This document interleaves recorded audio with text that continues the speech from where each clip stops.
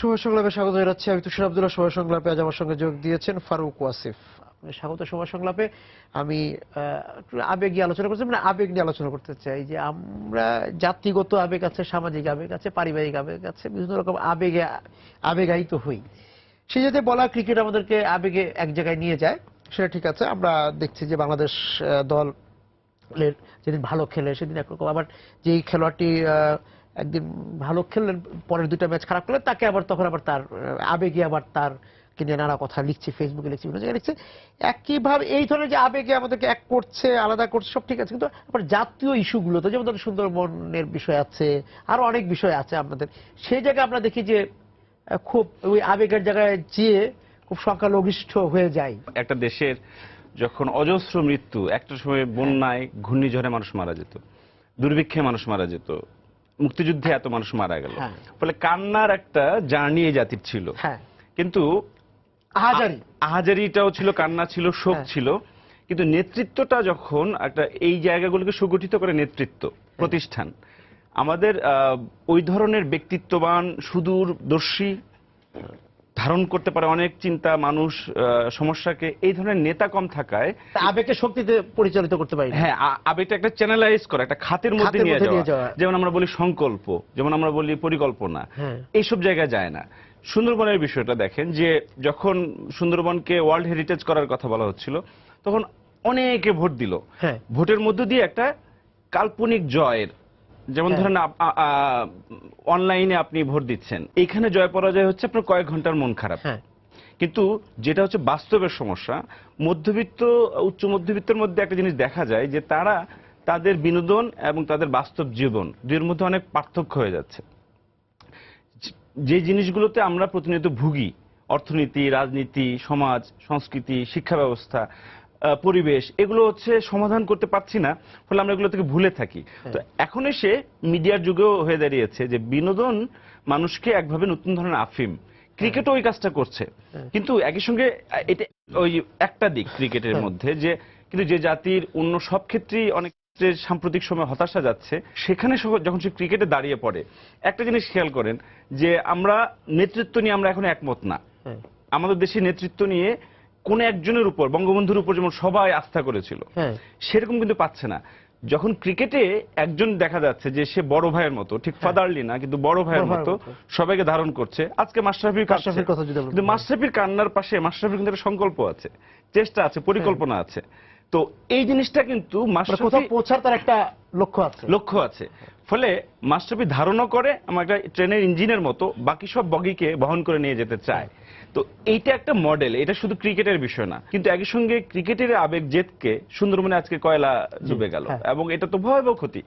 মানে এইটা হচ্ছে আমার মনে হয় যে বাংলাদেশের যে মন, যে জগদীশ বসু বলেছেন বৃক্ষের প্রাণ আছে, আজকে সে জগদীশ কই যে এই মহাপ্রাণ এই সুন্দরবনের মৃত্যুর জন্য চিৎকার করে বলবে। লং মার্চ হলো একটা, সেটা আমরা দেখলাম যে খুব বেশি সারা মিডিয়াতে আসলো না। তো কিন্তু আপনি একটা কনসার্টে, একটা উৎসবে, আপনি ওই জায়গাটা যেতে চাই ফারুক ভাই। যখন আমরা সুন্দরবনকে ভোট দেওয়ার বিষয় আসছিল তখন কিন্তু খুব ঘটা করেই ভোট দেওয়া হয়েছে, সরকারি ভাবে হয়েছে, স্কুল কলেজ বিভিন্ন ভাবে হয়েছে, এটা ক্যাম্পেইন হয়েছে, সবাই ভোট দিতে হবে। সেই সময় কিন্তু ছিল, সবাই সেই সময় ছিল, কারণ ওখানে ঝুঁকি নাই। আপনি দেশপ্রেমটা যখন আজকে একটা চকলেটের মতো দেশপ্রেম বিতরণ করা যায়, মিষ্টি মিষ্টি দেশপ্রেম টেলিভিশনে দেখে বা একটা হাততালি দিয়ে বা একটা লাইক দিয়ে, ওই যে মোরা একটি ফুলকে বাঁচাবো, তো মোরা একটি ফুলকে বাঁচাবার জন্য যুদ্ধ করলাম, আর মোরা একটা মহাপ্রাণ বনকে বাঁচানোর জন্য আমরা কিছু করছি না, কারণ এখানে ঝুঁকি আছে। এবং যেখানে আমাদের মন্ত্রীরা বলছেন, অর্থমন্ত্রী বলেছেন, পরিবেশ মন্ত্রী বলেছেন, হ্যাঁ বন পরিবেশ মন্ত্রী, যে ক্ষতি হবে যেন আমাদের উপায় নাই। এই যে ওনারা নিরুপায় হলেন মানে কি, ওনারা কার কাছে নিরুপায় হলেন, এবং ওনাদের নিরুপায় হওয়া মানে কি পুরো বাংলাদেশে নিরুপায় হওয়া, 16 কোটি মানুষের নিরুপায় হওয়া। তাহলে আমরা যে উন্নতির কথা বলছি, শক্তির কথা বলছি, চেতনার কথা বলছি, সেটা আসলে কোথায় কাজে লাগছে, এটা একটু দেখা দরকার, যে সেটা মানুষকে ভুলিয়ে রাখায় বা অন্যদিকে চালনা করায়, নাকি সত্যি আমাদের আবেগ বাষ্পিত হয়ে যাচ্ছে, বাষ্পের মতো উড়ে যাচ্ছে, এবং সেটা কোথায় গিয়ে বৃষ্টি জ্বালাচ্ছে। এবং এবারে এই যে আবেগকে শক্তিতে আমরা পরিণত করতে পারছি না, সেই জায়গায় তো আমরা ক্রিকেটের উদাহরণ দিলাম। ক্রিকেটে হয়তো সেই আবেগটা আপনি বলছেন যে মাশরাফিকে যদি আমরা বাষ্পীয় সেই ইঞ্জিনই বলি, সে তার বগি নিয়ে যাচ্ছে, কিন্তু বাকি জায়গাগুলোতে আমাদের সেই চেষ্টাটা নাই।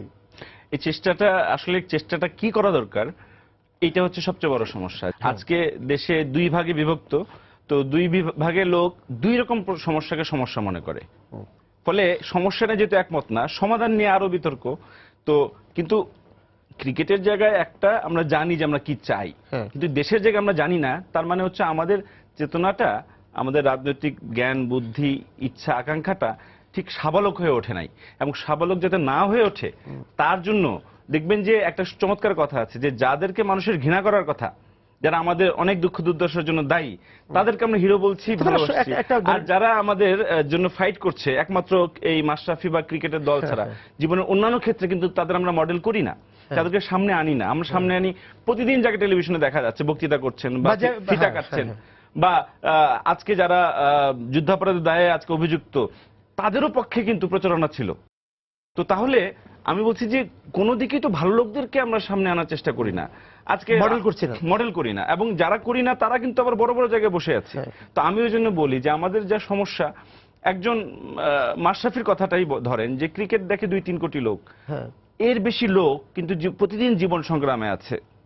তারাও কিন্তু আস্তে আস্তে ক্রিকেটের সঙ্গে নিজেদের একাত্মতা একটু একটু বোধ করছে।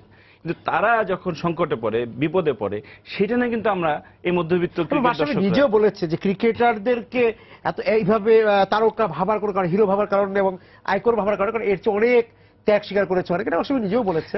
মানে একই সঙ্গে ক্রিকেটের অবদানটাকে আমি মোটেই করি না, কারণ এটা একটা জাতীয় ভাবে। হ্যাঁ, আপনার একটা ধরেন ছোট দেশ, আয়তনে ছোট, অনেক বাধা, তো সেখানে ছড়িয়ে দেওয়ার ক্ষেত্রে আত্মবিশ্বাস অর্জন যে আমরা পারি, একটা যে সব জিনিসকে আপনার ভালোভাবে ব্যবহার করতে হবে। ক্রিকেটকে আমাদের জাতীয় সংকট এবং জাতীয় যে দুর্যোগগুলো আছে, সংকট আছে, আমাদের এগিয়ে যাওয়ার ক্ষেত্রে কিন্তু আমরা অনুকরণীয় করতে পারি। যদি আমরা ব্যক্তি নাও পাই আপনার কথা মতো, তাহলে তো ক্রিকেটকে নিতে পারি। কারণ ক্রিকেটের যে ক্রিজের টিকে থাকা, এই যে মনোবলটা, ইচ্ছা শক্তিটা, আমরা যে কাউকে যে কোনো দিন এবং ঠান্ডা মাথায় ভালো খেলে যে কোনো দিন যে কাউকে হারায় ফেলতে পারি, যে কোনো পরাশক্তিকে, সেই যে মনোবলটা, সেটা কাজে লাগানো।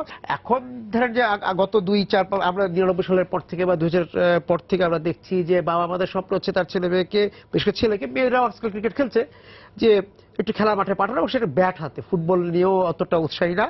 কিন্তু এছাড়া ক্রিকেট আমাদের নতুন খেলোয়াড় লাগবে, আমাদের পাইপলাইনে বা আমাদের ক্রিকেটের নতুন প্লেয়ার খেলোয়াড় লাগবে, এখানে একটা বাণিজ্যের ব্যাপার আছে, এখানে একটা মার্কেটিং এর ব্যাপার আছে, সবই ঠিক আছে। কিন্তু এই যে এই স্বপ্নের জায়গাতে যে আমার ছেলেকে আমি কি করব, আমার সন্তান বা মেয়েকে আমি কোন জায়গায় নিয়ে যাব, একমাত্র কি উদাহরণ একমাত্র আমাদের ক্রিকেটই থাকবে আমাদের? কিন্তু তার আগে তো আরো অনেক কিছুই ছিল, সেদিকে আমরা যাই না। আমাদের বাজারের জন্য, কারণ আপনি ক্রিকেট খেলে অনেক টাকা পেতে পারেন, বাজারের জন্য বিজ্ঞাপনে ভূমিকা রাখতে পারেন। আবার ক্রিকেট খেলে সে তার সামাজিক জনপ্রিয় ভূমিকাটাকে সবসময় মনোবল তৈরির ক্ষেত্রে দেশের আরো গভীর সংকটের দিকে মনোযোগ ফেরাতে ব্যবহার করছে। এখন সাকিব তামিমরা যেভাবে তারকা হয়ে গেল, ফলে এইটা ব্যবসার সঙ্গে জড়িত বলেই অনেকে ক্রিকেট খেলতে চাচ্ছে। কিন্তু আমি মনে করছি ঠিক আছে, ভালো, তাহলে আপনি ক্রিকেটটা ভালো করার জন্য আপনার এলাকায় মাঠ আছে কিনা, আপনার ছেলেটাকে যে খেলতে পাঠাবেন, মেয়েটাকে পাঠাবেন, মাঠ আছে, মাঠের জন্য দাবি তোলেন। জার্মানিতে ফুটবল এগিয়ে, কারণ সারা জার্মানি থেকে স্কুলের প্রতিযোগিতা করে একটা বড় অবকাঠামো আছে, সেখান থেকে তুলে আনা হয়, তাদের সমস্ত জীবন ওটার মধ্যে নিয়ে আসা হয়। তো আমাদের তো স্কুল কলেজগুলোতে কত জায়গায় মাঠ আছে, খেলার পরিবেশ কতটুকু, সন্ধ্যার পরে সেখানে থাকা কতটা নিরাপদ। তো আমরা এবং ঢাকা শহরে তো কমে গিয়েছে সেই। ফলে আমরা এই যে এদেরকে বলে যে আলগা প্রেম দেখাই আমরা অনেকটুকু, কিন্তু আমরা সত্যিকার দাবিগুলো আমরা আসলে তুলি না। আমরা সবসময়, আমি এখন নিজেদেরকে বেশি, আগে হয়তো সরকার প্রতিষ্ঠানকে দোষারোপ করতাম, এখন আমি নিজেদেরকে করি ব্যক্তি সমালোচনা। কারণ আমরা যেমন জনগণ তেমন দেশ হয়, তেমন শাসক তারা পায়, তেমন সিস্টেম গড়ে ওঠে। আমরা রাস্তায় গেলে যে অত্যাচার হয় হচ্ছে হর্নের, একটা মৃদু হর্ন দিলে চলে, 10 বার দিচ্ছি। আমরা পরস্পরকে অসহিষ্ণু হয়ে উঠছি, এতই অসহিষ্ণু হয়ে উঠছি যে সামাজিক সহিংসতা বেড়ে যাচ্ছে, তুলে দিচ্ছি।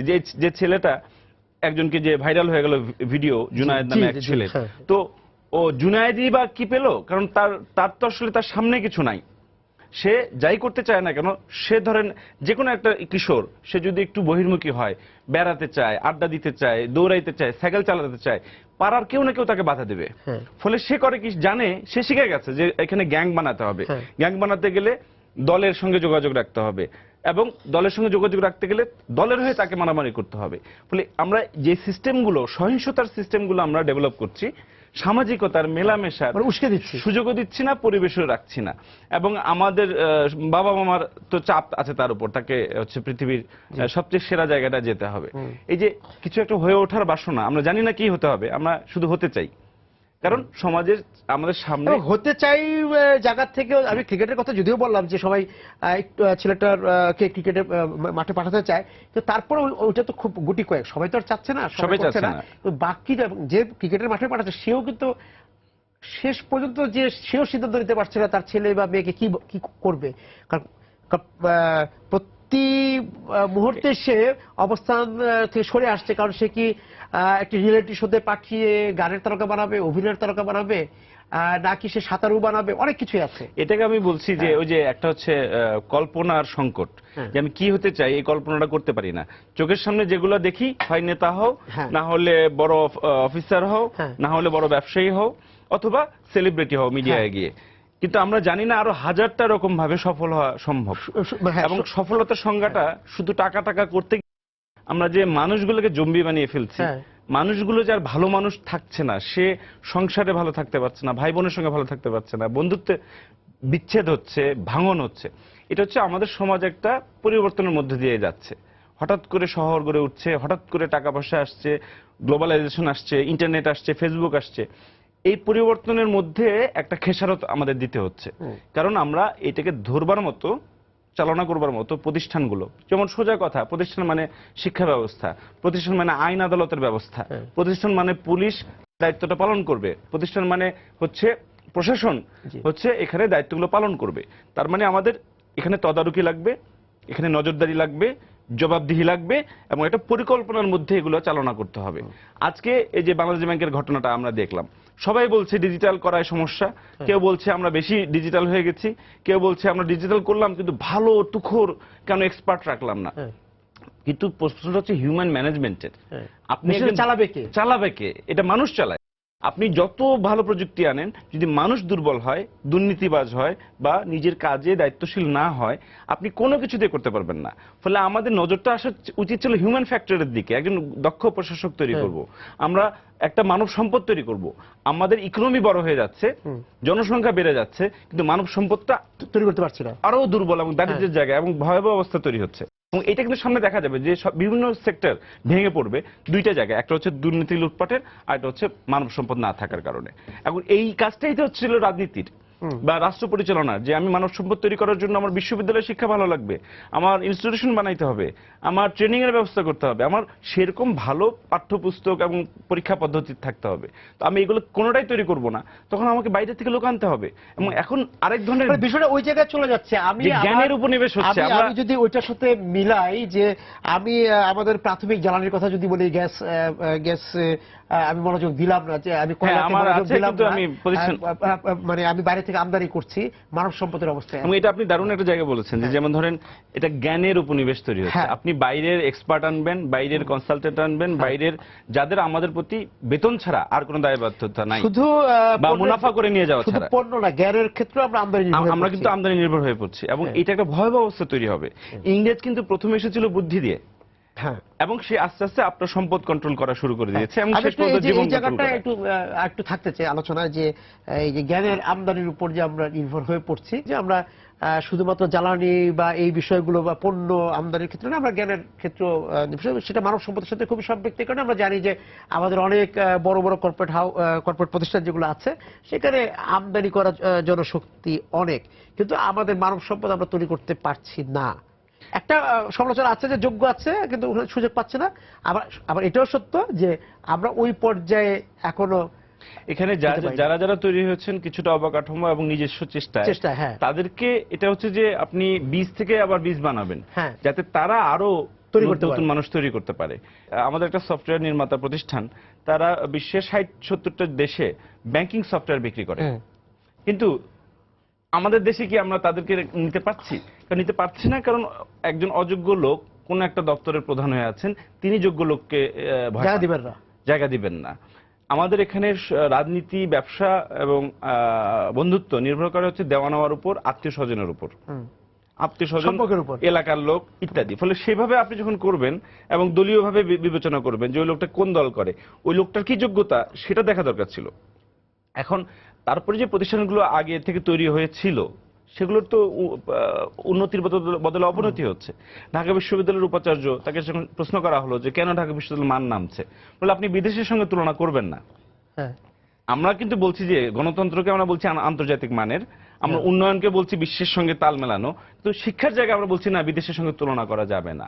এখন তার মানে আমরা চাই একটা চিন্তাহীন, দক্ষতাহীন, কেরানি ধরনের মানুষ তৈরি করতে বা সেলসম্যান তৈরি করতে। আমরা কি আজকে কিন্তু রাজনীতির লোকই শুধু নেতা না, একজন উদ্যোক্তা নেতা, একজন যিনি আইডিয়া জেনারেট করেন, এবং তার আইডিয়া আজকে শুধু স্টিভ জবস বা বিল গেটস এর কথা বলি, আমাদের দেশেও তো আইডিয়া তৈরি করার লোক দরকার, যারা কর্মসংস্থান সৃষ্টি করবে, সম্পদ সৃষ্টি করবে। এবং মানুষ তাও না আছে, স্বীকৃতি মূল্যায়ন নাই। ফলে আমি যেটা বলতে চাচ্ছি যে আমাদের প্রতিষ্ঠানগুলো যেমন গণবৈরী হয়ে যাচ্ছে ক্রমশ, তেমনি সেগুলো ক্রিয়েটিভ মানুষ, প্রতিভাবান মানুষ, সৎ মানুষকে ধারণ করতে ব্যর্থ হচ্ছে, দিতে পারছে না। তো এর অর্থ দাঁড়ায় যে এই প্রতিষ্ঠানগুলো আসলে আর যে উদ্দেশ্যে গঠিত হয়েছিল সেই উদ্দেশ্যে নাই, এবং এর ফল হচ্ছে বিভিন্ন ক্ষেত্রে বাইরের লোকেরা এসে আমাদের মগজের উপর এবং শরীরের উপর প্রাধান্য করছে, যেটাকে আমি বলছি যে জ্ঞানের উপনিবেশ হচ্ছে, যার ফলে আমরা কিন্তু চিন্তাগতভাবে পরাধীন হচ্ছি, এবং এইটা শেষ পর্যন্ত আমাদের রাজনৈতিক পরাধীনতা ডেকে আনতে পারে। এইটা আজকে কথাটা চিন্তার পরাধীনতা তো একটা মানে আর বড় ধরনের মানে সমস্যা। আপনি যদি অন্যের চিন্তায় চলেন, আপনি অন্যের ইচ্ছাও চলতে বাধ্য হবেন, এবং চিন্তার পরাধীনতার মধ্যে আমরা প্রবেশ করেছি, সেটা বলতে চাচ্ছেন? সেটাই। এবং এইটার ফলে আমাদের সামনে অনেক ধরনের সংকট সামনে তৈরি হবে। সংকটগুলো কিন্তু সম্ভাবনার সঙ্গে আসবে। আপনার ধরেন জলবায়ু বিপর্যয়ের সংকট মোকাবেলা আপনি ভালোভাবে করলে আপনি সুবিধা পাবেন। আপনি বঙ্গোপসাগরে নতুন জমি যাচ্ছে, আপনার খনিজ সম্পদগুলো একটা সময়ে ভালোভাবে তুলতে হবে, আপনার নতুন ধরনের রাজনৈতিক প্রতিষ্ঠান তৈরি করতে হবে, কারণ পুরানাভাবে হচ্ছে না। তো এগুলো জমে যাচ্ছে, কিন্তু সংকটগুলো জমে যাচ্ছে, কিন্তু আমাদের সমাধানের চিন্তাটা আমরা, এবং সংকটগুলো জমে যাচ্ছে, নতুন নতুন সংকট তৈরি হচ্ছে, এবং দিন যত যাচ্ছে আমাদের নগরায়ণ যত হচ্ছে, আমরা আরেকটা হচ্ছে যে আমাদের বিশ্বের বাইরে থেকে যে হ্যাকার জিনিসটা যে আমরা নতুন ভাবে নিচ্ছি, তো আপনি ইকোনমি এক্সপ্যান্ড করছে, তাহলে আপনার এই জিনিসগুলো তো মোকাবেলা করতে জানতে হবে। অপচয় হচ্ছে, কারণ আমাদের এই জনশক্তি তো সবসময় এই এখন যেভাবে আছে, যে বয়সের সীমা যদি আমরা বলি, সবচেয়ে ভালো জায়গায় আছে, সেটা গবেষকদের কথা। মানে আপনি একটা সাধারণ আমাদের সরল উদাহরণগুলো সামনে আছে, যেমন কৃষি। আমাদের খাদ্যে স্বয়ংসম্পূর্ণতা এটা একটা বড় ফ্যাক্টর। এই দেশে একসময় খাদ্যাভাব ছিল, সেখানে আমাদের শিক্ষা দীক্ষা করা জনগোষ্ঠী, যাদেরকে আমরা বলছি যে বিদ্যা অর্জন করা শিক্ষিত জনগোষ্ঠীর কতটুকু শ্রম নিয়োগ, বুদ্ধি নিয়োগ হচ্ছে। যেমন আমার বীজ, আমরা খাদ্যে স্বয়ংসম্পূর্ণ, কিন্তু বীজ, সার, কীটনাশকে আমরা স্বয়ংসম্পূর্ণ না। ফলে এগুলো আমাদের কিনতে হচ্ছে চীন থেকে, ভারত থেকে। তাহলে আমাদের যে গ্রামের থেকে শহরে টাকা আসছে, শিক্ষায় সে কৃষকের টাকা ব্যয় হচ্ছে, সে টাকাটা ফেরত তো এইভাবে যেতে পারছে। আমরা তো জ্বালানি নিরাপত্তা দিতে পারছি না, আমরা জ্বালানি নিরাপত্তা দিতে পারছি না, আমরা কুইক রেন্টালের শর্টকাট পদ্ধতিতে যাচ্ছি।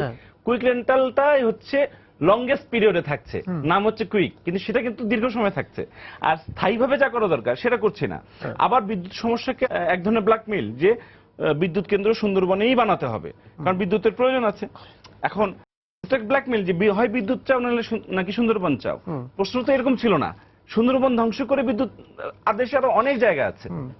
এখন আমাদের পুরো দক্ষিণাঞ্চলে জলবায়ু পরিবর্তনের চাপ, বিনিয়োগের নতুন নতুন ক্ষেত্র ওখানে হবে, ফলে দীর্ঘমেয়াদে ওই অঞ্চলটা কিন্তু শরণার্থী দুর্গত। আইলা সিডরের পরে প্রচুর লোক ওই অঞ্চল থেকে বাইরে চলে যাচ্ছে।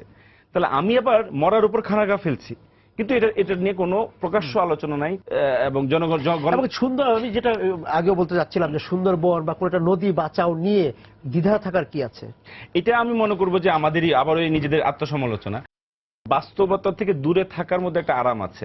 তো তেমনি যেসব বিষয়ে কষ্ট করতে হয়, বোঝার চেষ্টা করতে হয় বা স্বার্থে লাগে, সেসব বিষয় থেকে আমরা দূরে থাকতে চাই। ফলে মধ্যবিত্তর এটা একটা প্রবণতা, কারণ আমরা খাওয়া পড়া নিয়ে বাঁচি, ইকোনমি আমাদের প্রধান সমস্যা। আমরা টাকা রোজগার করতে চাই, প্রতিদিন বেতন বাড়াতে চাই, অর্থনীতি নিয়ে ভাবতে চাই না। আমরা অধিকার চাই, আরাম আরাইশে স্বাধীনতা নিয়ে ঘোরাফেরা করতে চাই, কিন্তু আমরা গণতন্ত্রের জন্য ক্রয় ক্ষমতা বাড়াতে চাই, কিন্তু গণতন্ত্রের জন্য কিছু করতে চাই না। আমরা নিরাপত্তা চাই, কিন্তু আমরা পুলিশকে জবাবদিহি চাওয়ার জন্য এই যে এখন ভাড়াটিয়াদের কাছে তথ্যের প্রশ্ন আসছে, সিম নিবন্ধনের প্রশ্ন আসছে, এগুলো কোথায় চলে যাবে? তোমরা বলছে যে আমাদের নিজেদের যে শক্তি আছে, নিজেদের যে সম্ভাবনা আছে, সেটা আমরা ভুলে থাকার চেষ্টা করি, যে সংকটের কথা ভুলে থাকার চেষ্টা করি, আমাদের গন্তব্যের কথা আমরা ভুলে থাকার চেষ্টা করি, সেই জায়গাটা থেকে বলছিলাম। আবার হয়তো পাশাপাশি হয়তো আমরা একটু ভুলে থাকতে চাই, নেতিবাচক হয়ে যাচ্ছি তরুণদের উপর, যে তাদের একটা উপায়হীনতাও আছে। যে আপনি যখন একটা দেশে, যে বললাম, স্বাধীন প্রতিষ্ঠান থাকে না, স্বাধীন মত প্রকাশের সুযোগ কমে যায়, তখন সে কার পেছনে দাঁড়াবে? যখন সে বারে বারে প্রতারিত হয়, তখন মানুষ কিন্তু নামে। আমরা কিন্তু প্রতি এক দশকে দেখেছি বড় আকারে মানুষ নামে, 90 পরে 2000 গণজাগরণ মঞ্চ শেষ পর্যন্ত। প্রতিবারই সে হ্যামিলনের বাসিওয়ালার মতো গিয়ে তার একটা মনে হয় যে সে প্রতারিত হলো। ফলে একটা হচ্ছে যে আমাদের রাস্তাটা পরিষ্কার করা যাচ্ছে না, স্বচ্ছ, আমাদের সামনে যারা নেতৃত্বে আছেন তারা ওইরকম একটা পরিষ্কার রাস্তা দেখাতে পারছেন না। দ্বিতীয়ত, যে সংগঠনে বা যে ফোরামে মঞ্চে গেলে মনে হবে যে না আমার গুরুত্ব আছে বা আমার কথা শোনা হচ্ছে, সেরকম জায়গার অভাব।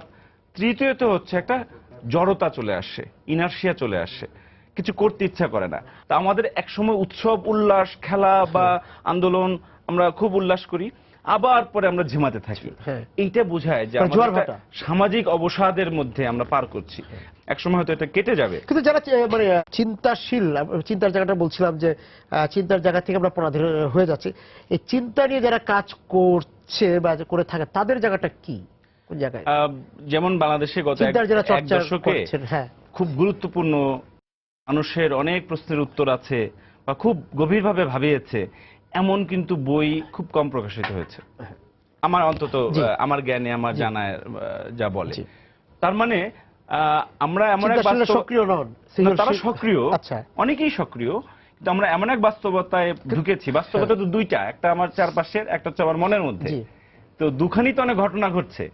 এই নতুন বাস্তবতাটাকে বোঝার মতো চোখ, নজর বা যত্ন হয়তো আমরা নাই, বা পুরানা পদ্ধতিতে আপনার ওই যে একটা কৌতুক আছে, এক লোকের ফিতায় যাই মাপে 60 হয়। তো সে বলছে, ভাই আমি কি ইয়া নাকি, দর্জিকে জিজ্ঞাসা করছিস, যাই মাপেন খালি 60, আমি কি একটা গোলাকার ড্রাম? তো ভাই, দোষ তো আমার না, আমার এই ফিতায় ওই 60 দাগের পর আর কোনো দাগ নেই, আগেও নাই পরেও নাই। আমরা সবকিছু যদি ধরেন চেতনা দিয়ে বুঝতে চাই, সবকিছু ধর্ম দিয়ে বুঝতে চাই, বাস্তব জ্ঞান দিয়ে যদি বুঝতে না চাই, মানুষের ভালো, জনস্বার্থ, বর্তমানকে যদি বুঝতে না চাই, বর্তমানকে আমরা আদর্শ দিয়ে বুঝতে চাইতে পারি, আমরা অনেক কিছুতে বুঝতে চাইতে পারি, কিন্তু প্রথমত বুঝতে হবে যে বেশিরভাগ মানুষের জন্য কোনটা ভালো, এটা বুঝতে খুব বেশি কষ্ট হওয়ার কথা না, যদি আমি খুব মানে গণবিরোধী স্বার্থের লোক না হই, আমার মধ্যে মিনিমাম চোখ কান নাক থাকে, এবং আমি তাহলে বুঝতে পারবো যে কোনটাতে মানুষের ভালো হবে। তো জ্ঞানের সঙ্গে যখন ক্ষমতা যোগ হয়ে যায়, ক্ষমতা যখন টাকার উপর ভর করে, তখন আসলে অনেকেই চিন্তার সামনে একটা ঠুলি পারানোর চেষ্টা করে, এবং এর বিরুদ্ধে তরুণরা আবার কথা বলে ওঠার চেষ্টা করে। আমরা এটাই কিন্তু, আমরা যদি ফেসবুকে যান বা বিভিন্ন জায়গায় যান, দেখবেন যে জেগে উঠবার চেষ্টা আছে। হ্যাঁ, এবং এই চেষ্টাটা যতভাবে আমরা সহযোগিতা করা যায়, প্রবীণদেরও কাজ সেটা, যে এই স্বতঃস্ফূর্ততাকে সুযোগ করে দেওয়া। হ্যাঁ, ওই যে আপনি বললেন যে ফেসবুকের কথা বললেন, অনলাইনের মধ্যে সেই জায়গায় একটা মিছিলের পুরো স্লোগান ওইভাবে মানে বিস্ফোরিত না হলেও এক ধরনের গুঞ্জন গুমগুম করে মাঝে মাঝে, কিন্তু এইটার ফলে ক্ষোভটা বেরিয়ে যায়, ক্ষোভের বাষ্পটা। মিছিল তো এখন পথে নাই, মিছিলটা কার সঙ্গে হবে? হ্যাঁ, সেটাই, কার সঙ্গে হবে, কোথায় হবে?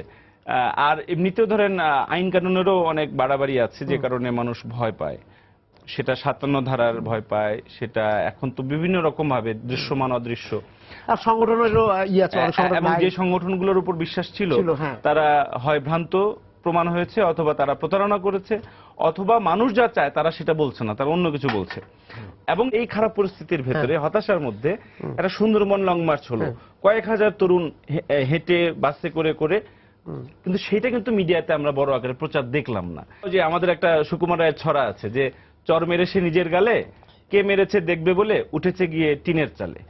এখন আমরা তরুণদের ভয় দেখাচ্ছি, আবার বলছি তুমি নামো না কেন, হ্যাঁ, আবার বলছি তুমি আমার পাশে দাঁড়াচ্ছ না কেন, সবাই বলছি তোমার দ্বারা হবে না, আবার বলছি তোমাকে দ্বারা হবে না। ফলে আমার মনে হয় যে আমাদের সময় তরুণরা, এদেশের তরুণরা একটা দুর্ভাগা, তারা ৭১-এ জন্ম দিয়েছে, তারা ৯০ জন্ম দিয়েছে, তারা ভাষা আন্দোলন করেছে, স্বৈরাচার বিরোধী আন্দোলন করেছে, কিন্তু প্রতিবার তারা তাদের নেতাদের দ্বারা প্রতারিত হয়েছে।